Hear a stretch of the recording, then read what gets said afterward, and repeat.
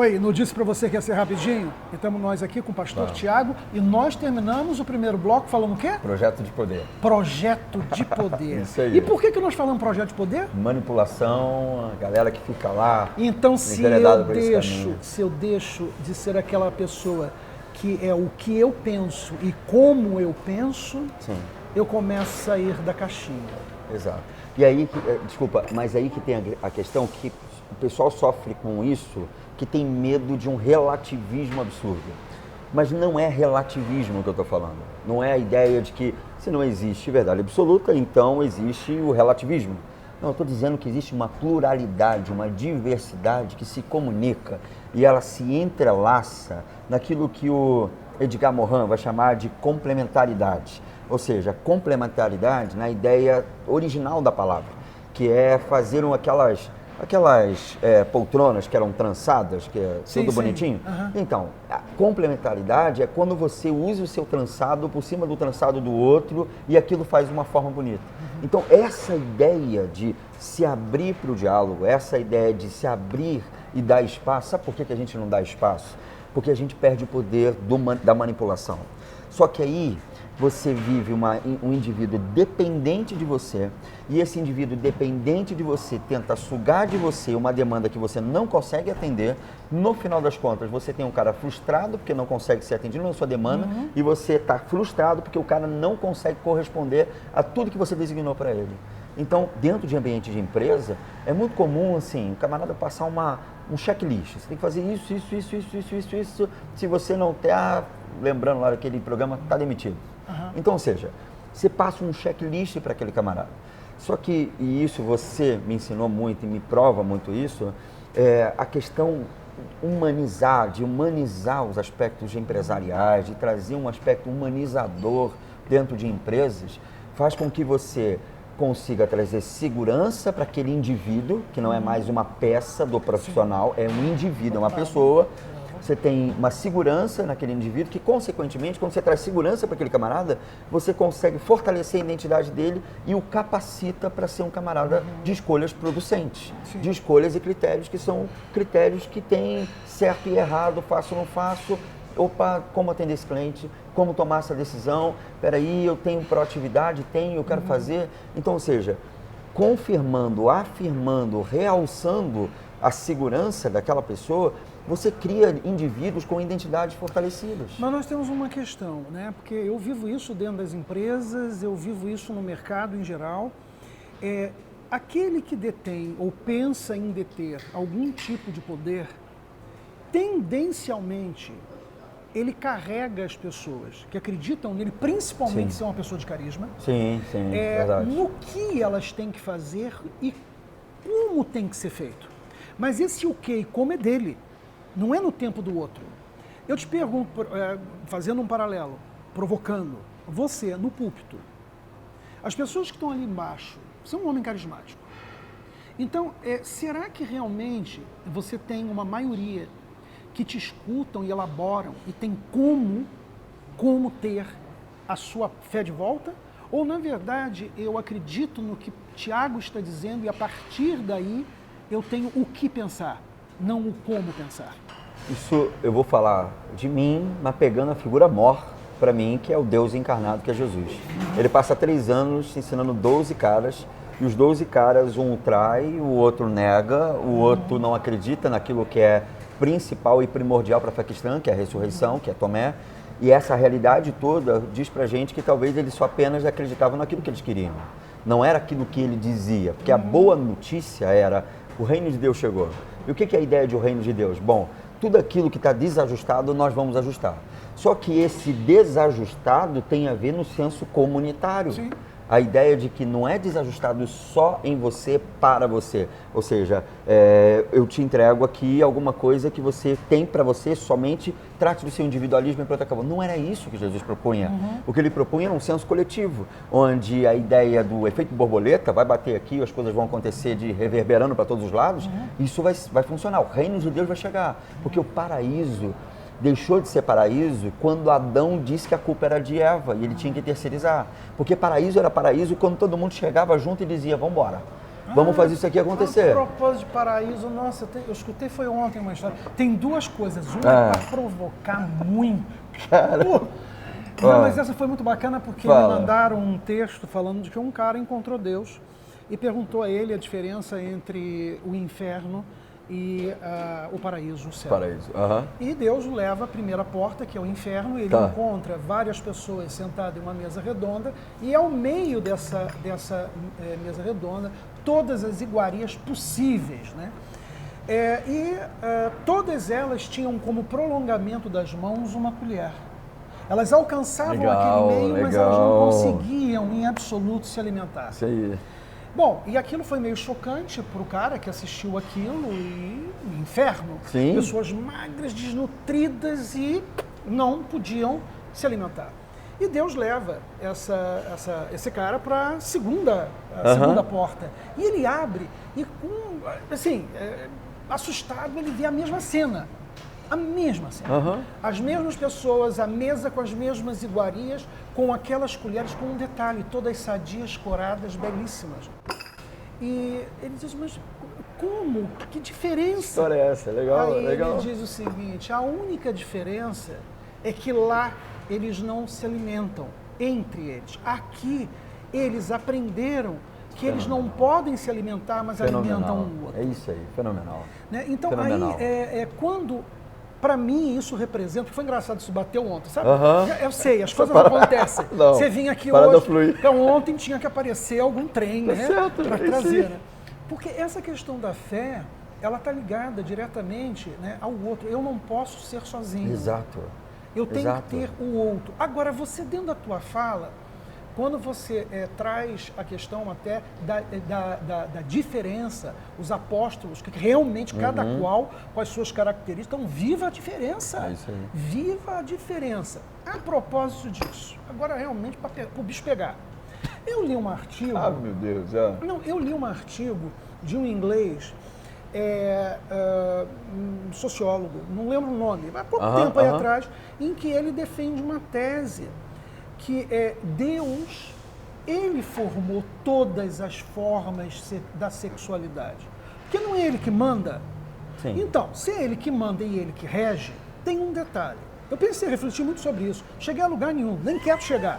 Mas enfim, fiquei pensando. Mas é normal, né? Claro, fiquei lá Isso é pensando, só conjectura. falei, porra, A gente só conjectura, rapaz. Vai que seja assim. Aí, a homossexualidade é o controle da natalidade. Porque, obviamente, se as coisas continuassem como estão, nós não temos espaço no mundo, já são 6 bilhões. Né? Então, peraí, como é que continua nascendo? Está morrendo mesmo e nasce mais? Como é essa equação? E ele coloca dessa maneira, que se existe isso dentro da humanidade, escuta, não é você que escolheu, ou eu, ou Beltrano, ou pode ou não tem quem diga pode ou não pode. Tem um superior aí que tacou e soube fazer a coisa perfeita. Tá? Eu sempre digo uma coisa, Deus fez realmente um homem perfeito, dentro das suas imperfeições mesmo. A única coisa é que ele não fez um curso de dinâmica de grupo. Ele botou todo mundo junto, deu um problema. Convive aí. Então, já que eu fiquei pensando ali, eu falei, meu Deus, mas será que é por isso, então, que existem essas formas de pessoas não só heterossexuais, mas com tantas nomenclaturas, porque hoje é GLBT, o que tem a nomenclatura, VZ, tanta letra. Mas será que não é por aí o caminho? Porque Deus escuta, Ele ama todos. Ok, não, isso não tem dúvida. Aí eu te pergunto, Nenhuma, zero dúvida. Se Ele te fez de uma maneira e me fez de outra, não adianta falar de genética. Não adianta falar de mais nada.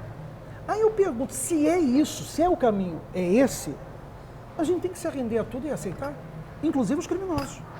Inclusive os criminosos, o jeito deles? Eles podem ser condenados. Então, mas aí... Mas não é um mal necessário? E outra coisa, quem é que permitiu, então, se nós temos o poder supremo, Sim, pode falar. que nos controlou e nos controla no bem, nunca no mal, mas peraí, eu tenho que entender que aonde tem o bem, tem o mal também. Então, como é que eu posso esperar de 6 bilhões de pessoas que elas sejam iguais? E para batizar e encerrar, de um psicanalista, eu escutei outra. nós temos 6 bilhões de sexualidades. Oh. Porque cada um é feito à sua maneira. Sim. Então, juntando isso tudo que vai dar o sarapatel de coruja, Isso é bom, eu continuo pensando. Pode falar. Eu quero saber o que, é que você pensa sobre isso. Então, primeiro que tu cai, quase Aliás, que é cai. como você pensa sobre isso. É como. Como você pensa? Não é o quê. Porque você, Ok. como pastor, tu vai me trazer o quê? Ok, Eu quero como? saber você como pensa. Então, como É. você quase cai no dilema de Epicuro. Ou Deus é muito bom e não tem poder nenhum, ou Deus é todo poderoso e é muito malzinho. Porque no final das contas, assim... Você acha que é mal? Não. Só porque fez não, diferente? Não é nem... Porque você falou do criminoso também. Você Ah, botou tá. todo mundo no mesmo Agora saco tá aí. todo Tu no botou no mesmo pacote. saco. É, Aí o tu meu fez opção pacote. de coisa aí, pô. Fez salseiro danado. Porque o que acontece? Eu tenho que entender que existe o ato da liberdade. Existe em Jesus, isso fica muito claro, e o apóstolo Paulo tem um dos cânticos em Filipenses que ele diz assim: tendo sido Jesus em forma de Deus, não usurpou o ser igual a Deus, mas si mesmo se esvaziou, assumindo a forma de servo, tornando-se semelhante a homem, sendo obediente até a morte de cruz. Ou seja, então ele está dizendo o seguinte: Deus, para adentrar na realidade chamada mundo, e depois em Jesus na realidade chamada ser humano, ele teve que se esvaziar. Porque se ele vem na pressão, meu irmão, do que ele é, acabava tudo, não tinha como ser esse negócio. Então ele tem que se esvaziar, e aí ele se esvazia. Nessa dele se esvaziar, logicamente, ele dá a permissão para o outro existir. Aí que está a grande diferença dele determinar e deixar o outro existir. Cara, quando você cria um jardim e você, ao fazer esse jardim, diz: você pode dar o nome aos animais, você vai cuidar do jardim, você está chamando o outro para ser co-protagonista, não é coadjuvante. Sim. Co-protagonista na criação. Ele está dizendo para ele assim: vambora, faça junto. Então, esse faça junto é te dar a liberdade. Onitorrinco, pô, que nome. Deus podia chegar assim: cara, tu tá me tirando, onitorrinco. Mas deixou, ficou. Então, essa história é deixar o outro existir. Deixa ele existir, permite com que ele faça. Então, é diferente do determinismo. Aí o dilema de Epicuro cai ao chão, na realidade que Deus é bom, ok, se ele é bom e amoroso, então ele não tem força nenhuma. Mas peraí, ele se permite ou se permitiu não usar do controle total das coisas para deixar você fazer as suas escolhas. Então, eu não acredito no determinismo. Sim. Não acredito. Não há como acreditar em determinismo. Existe uma corrente teológica chamada calvinismo, que ele acredita no determinismo da religião, da salvação. Max Weber até vai analisá-los. E aí, eu não acredito nesse negócio. Eu acredito em a liberdade. Ele deixa você existir. Ele pode não concordar com o que você faz, mas ele vai deixar você existir. Então, o criminoso vai entrar nessa questão para mim. A homossexualidade, eu vou ter as minhas reticências em relação a questões meramente comportamentais. Vou ter reticências em relação a isso, confesso isso. Porque é um cenário aberto.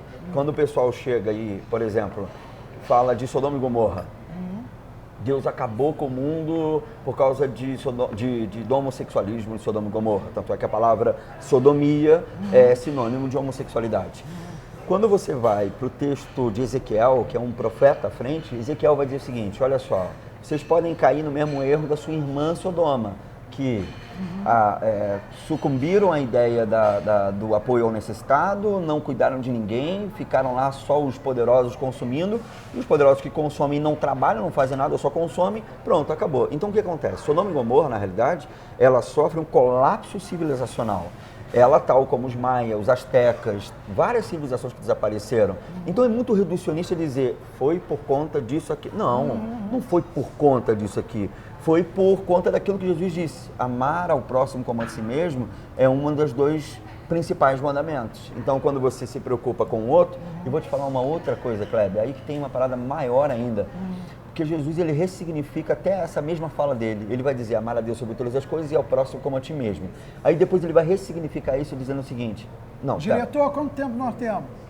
Já está fechando? Jesus, calma. Já está com 15?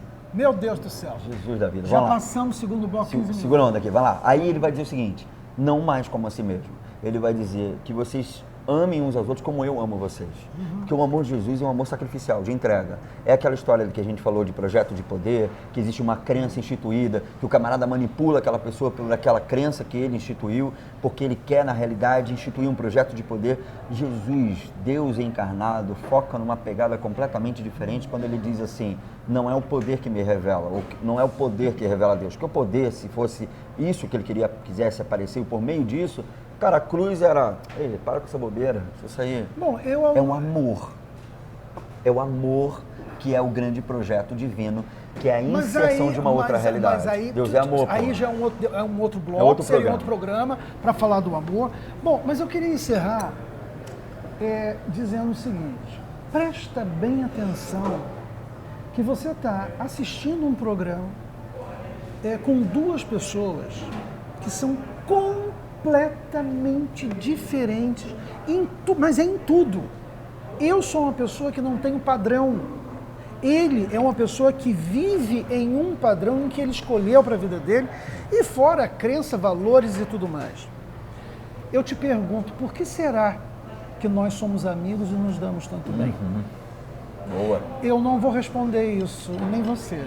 Show. Eu vou te deixar em casa tentando entender como é que dá, né, um cara como eu,